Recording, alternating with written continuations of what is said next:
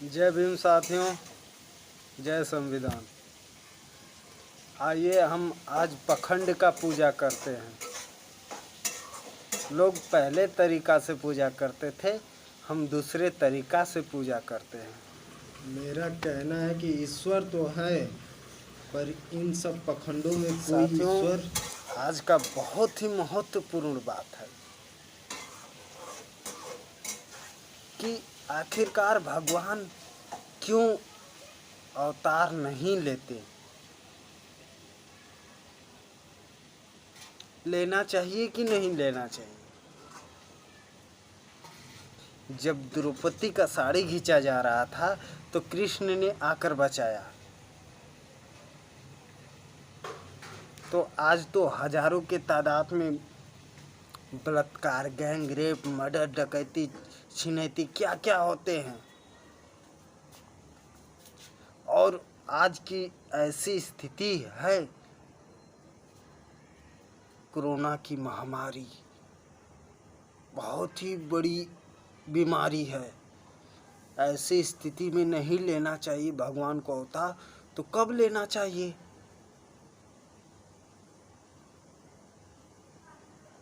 लेना चाहिए कि नहीं लेना चाहिए? लेना चाहिए, लेकिन आखिरकार क्यों नहीं लेते भगवान अवतार?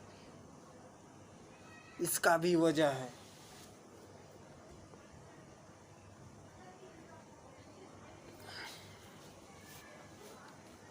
क्यों नहीं लेते अवतार? इसका वजह है कि आज दलित, गरीब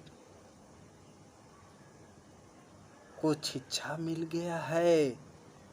शिक्षा, और शिक्षा वो शक्ति है कि किसी देवी देवता की, इन पखंड देवी देवता की शक्ति कोई काम नहीं कर सकती। शिक्षा से बड़ी कोई शक्ति नहीं होती। हमें किसी देवी देवता ने नहीं बनाया।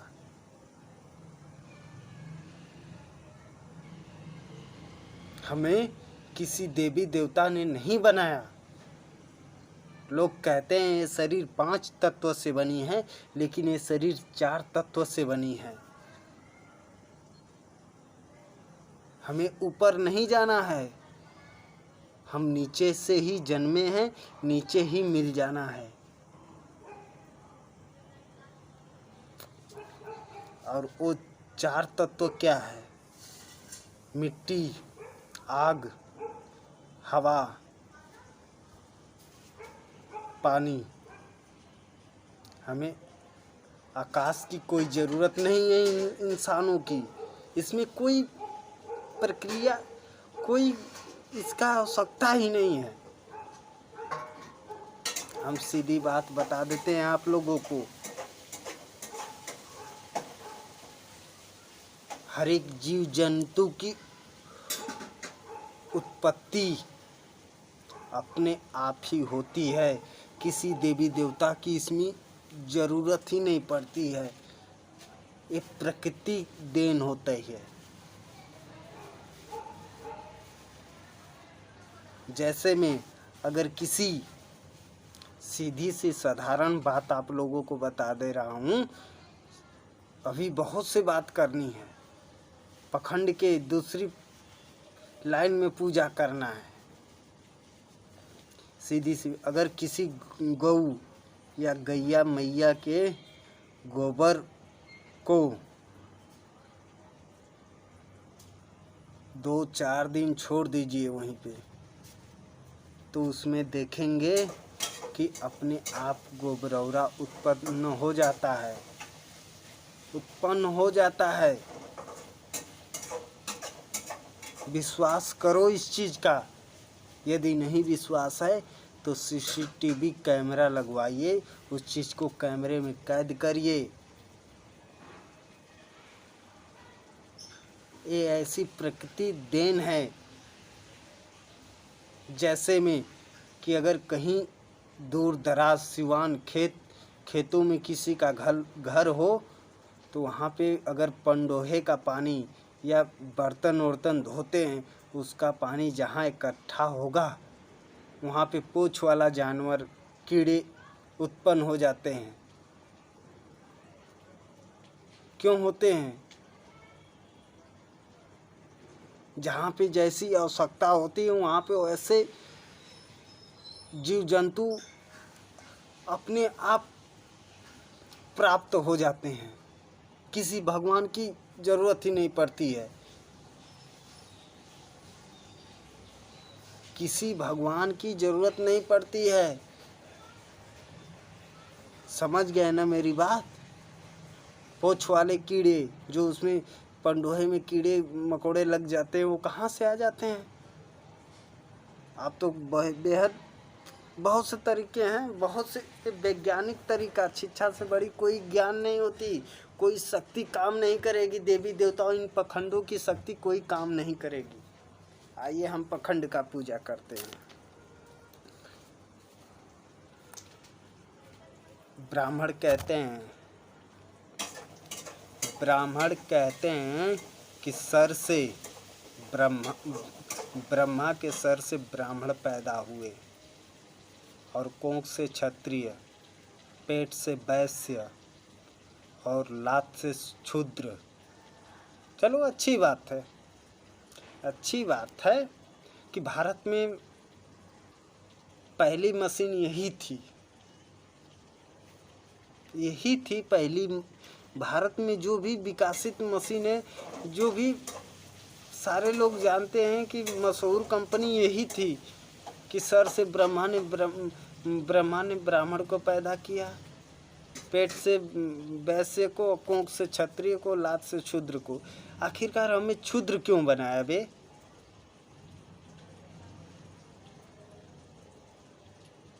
क्यों बनाए हैं शूद्र?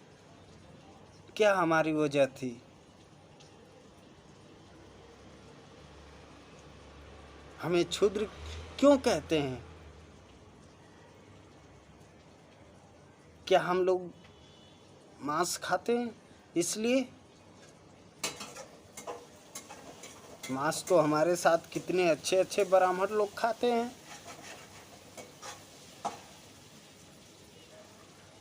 क्या हमारी गरीबी से शूद्र कहते हैं?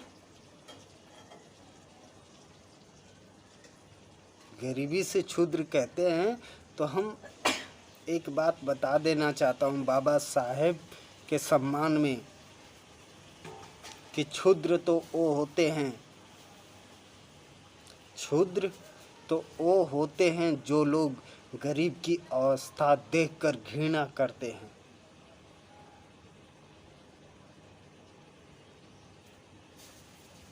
भगवान बुद्ध भी यही कहते थे।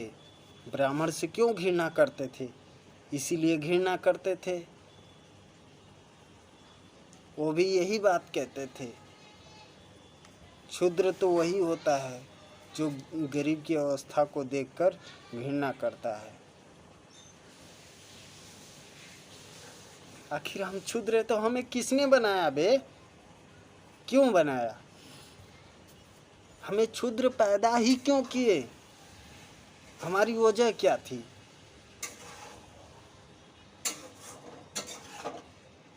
हमारी आवश्यकता क्या थी? इसलिए हमारी यही आवश्यकता थी कि हमारे समाज के नारियों को अपमान करना, उनको नंगे रखना, उनके तन पे कोई अस्तर न रहे। अगर आज के डेट में हमारे दलित परिवार के नारियों पर तन पे अस्तर है तो है बाबा भीमराव अम्बेडकर की देन। सबसे बड़ी शक्ति शिक्षा है। अगर शिक्षा दलितों को मिला है तो बाबा भीमराव अम्बेडकर का देन है। किसी पखंडी देवी देवताओं ने नहीं हमें शिक्षा दिया।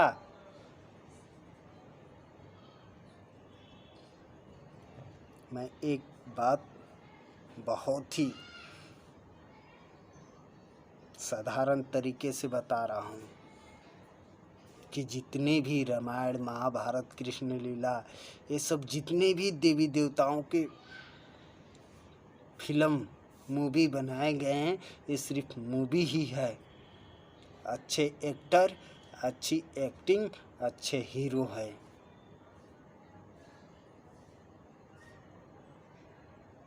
कोई इसमें सत्यता नहीं दिखती है। क्या दिखती है हम आप लोगों को बताते हैं। जब यदि दलित पखंड का पूजा करते हैं ना तो बाबा भीमराव अंबेडकर जी को चुनौती देते हैं, उन्हें शर्मिंदा करते हैं। क्योंकि आज अगर शिक्षा मिली है, सम्मान मिला है तो बाबा भीमराव अंबेडकर का देन है। उन्होंने कहा था हमारे भारत के लोग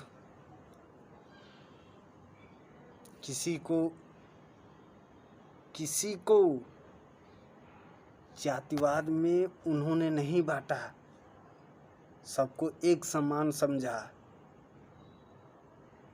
ये ब्राह्मणवाद सिर्फ जातिवाद फैलाया। अगर बाबा भीमराव अंबेडकर चाहते तो उसी टाइम ये ब्राह्मणवादी समाप्त कर देते। पर ये ब्राह्मण के लोगों, जिन लोगों ने देवी देवताओं को बनाया है, उन लोगों ने उस टाइम गुलामी की है बाबा भीमराव अंबेडकर की।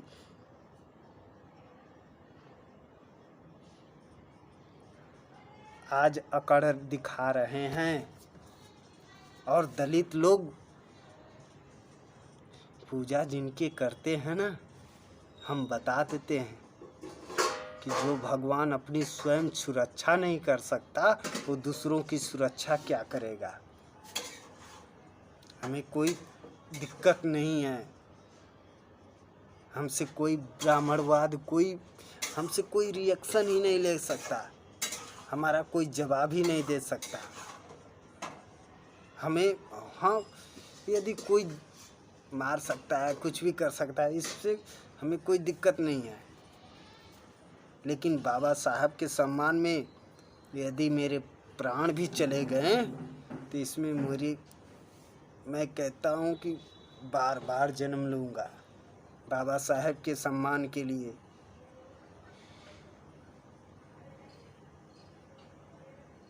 इस रामायण महाभारत में आप लोग को क्या अच्छाई दिखता है?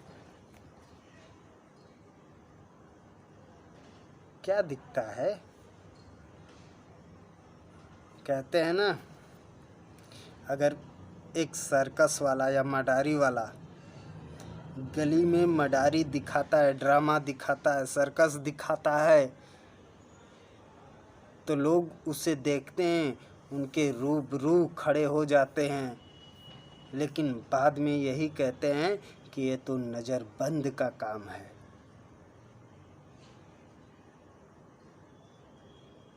तो आइए हम नज़र बंद नहीं, जो हकीकत दिखता है उस चीज़ का हम दर्शन कराते हैं। महाभारत, कृष्ण लीला, रामायण ये सब पखंडी नहीं है तो क्या है?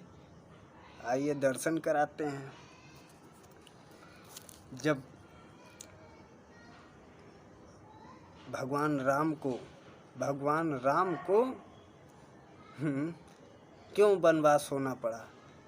14 साल का वनवास क्यों होना पड़ा? सीता का अपहरण क्यों हुआ? क्योंकि उनके भाई ही उनके दुश्मन बड़े देशद्रोही थे। वो अपने परिवार को ही नहीं, पूरे अपने देश को धोखा दिए थे। वो देशद्रोही थे क्योंकि अपने भाई का ही राज छीनने का काम किया। इसीलिए भगवान राम को वनवास होना पड़ा। 14 साल का वनवास हुआ, उसी में सीता का अपहरण हुआ। देखिए कितनी भगवान राम की विचार कितनी अच्छी है। जरा आप लोग देखिएगा, जब बाली और सुग्रीव में, वो तो दोनों भाई थे, आपस में थोड़ा सा हो जाता है, अपने अपने भाई में सब में होता है। कभी समझाया, कभी बुझाया? उन्हें समझाना चाहिए ना कि आपस में मिलकर रहो, या उस चीज़ का मसले का हल करना चाहिए। भगवान राम को ऐसा नहीं करना चाहिए कि बिन समझाए बाली को मार देना चाहिए।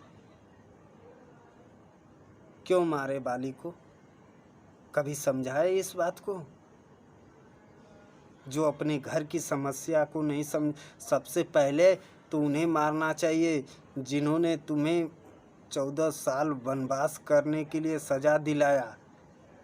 तुम्हें वनवास हुआ, जो कि अपने को ही नहीं, अपने पूरे देश को धोखा दिया। वो देशद्रोही था। ये अपने घर को संभाल नहीं पाए और दूसरे के घर में आग लगा दी। वाह रे राम, आपकी गजब लीला है।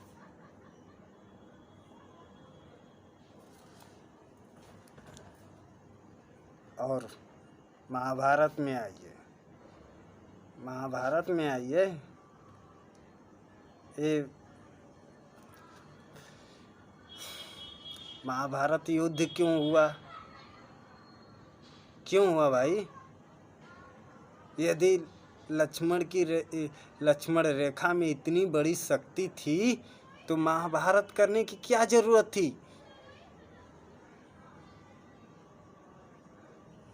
क्या जरूरत थी?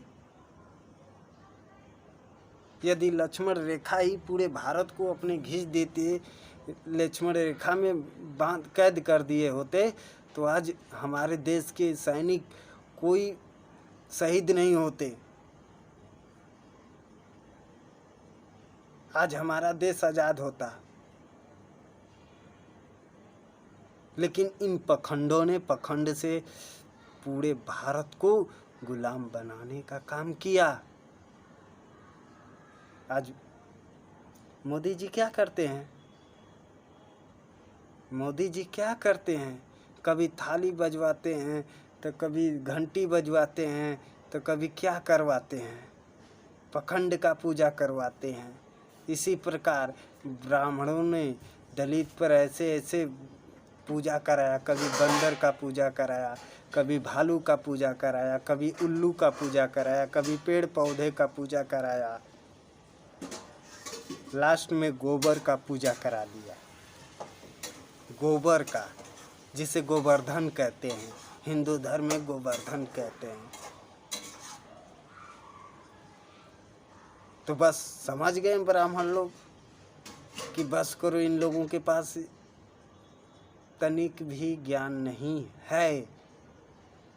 इसीलिए भारत के कोने कोने में मंदिर बनवा दिए, ऐसे ऐसे पखंड रच दिए कि लोग वहाँ पे दर्शन करते हैं। आज के डेट में मंदिरों पे ऐसे ऐसे मंदिर बनाए गए हैं जहाँ पे 10 लाख 20 लाख करोड़ों ऐसे ऐसे रुपये चढ़ते हैं प्रतिदिन। और वो लाभ किसको मिलता है? जितने रुपया चढ़ते हैं वो सिर्फ ब्राह्मण को मिलता है और सरकार को। और भारत में बड़े बड़े पद पे और सरकार उन्हीं की रही है जो लोग बड़े बड़े जात, ब्राह्मण, ठाकुर, यही सब रहे हैं और कोई नहीं रहा है। आज भारत के जितने भी बड़े बड़े अधिकारी हैं सिर्फ ब्राह्मण ठाकुर लोग हैं, उन्हीं को ये लाभ मिलता है। मंदिर का पैसा कहाँ जाता है? कम से 70% ब्राह्मण लोग खा जाते हैं। उसके बाद जो बनता है मंदिर में लगवा देते हैं, ये करवा देते हैं, वो करवा देते हैं, ख़त्म हो जाता है।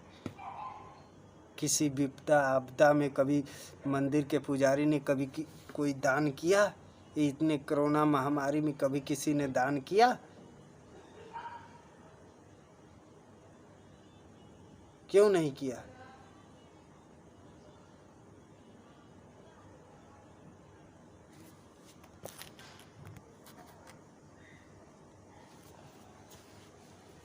हम कहते हैं आने दो वक्त, पूरी ब्राह्मणवादी मिटा देंगे। मन की बात, भुवनेश्वर साहनी। जय भीम। दोस्तों, अगर आप किसी साधु से पूछिएगा, कि बाबा आप किस कास्ट के हैं, तो बाबा यही सिर्फ जवाब देंगे कि बेटा ना हमारा कोई धर्म होता है, ना हमारा कोई जात। तो फिर कैसे जो दुनिया के मालिक हैं वो कहेंगे कि हम यादव हैं, ठाकुर हैं या ब्राह्मण हैं? सोचो, यदि मंदिर में फल प्रसाद मिठाई जो भी चढ़ाया जाता है, भक्तों में प्रसाद के रूप में बांट दिया जाता है। जो पैसा सोना चांदी चढ़ाया जाता है, क्यों नहीं प्रसाद के रूप में गरीबों को बांट दिया जाता है? जो आम तौर पे गरीबों की इसकी आवश्यकता है, क्यों नहीं? हम इसीलिए कहते हैं, हमारा कहने का यही मतलब नहीं है कि हम आप लोगों को एक सब सुना रहा हूँ, आप लोग बस सुन लिए यही हो गया। हमारा कहने का मतलब है कि इस पखंड को ख़त्म करिए और जातिवाद को मिटाइए।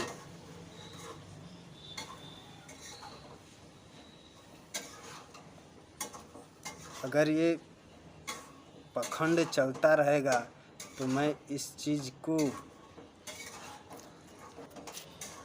चीज़ का भविष्यवाणी करता हूँ कि आने वाले वक्त में ये पूरे ब्राह्मणवाद खत्म हो जाएंगे, क्योंकि एक कलयुग, भ्रष्ट युग, द्वापर, त्रेता युग, ये सब जो कुछ बनाए गए हैं, इसका भी वजह है। कलयुग में किसी को इस बात की समझ नहीं आती, और भ्रष्ट युग में ये पूरी तरह मैं भविष्यवाणी करता हूँ कि भ्रष्ट युग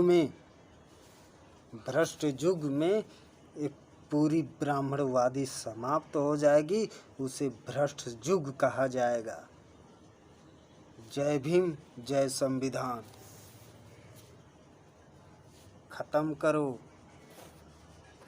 ब्राह्मणवाद, बुद्ध धर्म अपनाओ। और हम कहते हैं बुद्ध धर्म है। एक दिन हम अपने साथ मिटा जाएंगे इस ब्राह्मणवाद को।